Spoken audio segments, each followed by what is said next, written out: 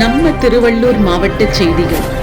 ஒடிசா மாநிலத்தை சேர்ந்த ராஜ்குமார் என்பவர் கடந்த 2018ஆம் ஆண்டு டிசம்பர் மாதம் தனது குடும்பத்துடன் சென்னை சாலவாயில் பகுதியில் தங்கி பணிபுரிந்து வந்துள்ளார்.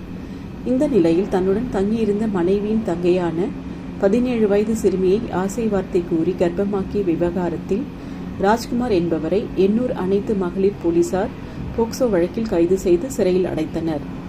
அந்த வழக்கில் திருவள்ளூர் போக்சோ நீதிமன்றத்தில் நடைபெற்று வந்தது. இந்த நிலையில் வழக்கை நீதிபதி சரஸ்வதி விசாரித்தார்.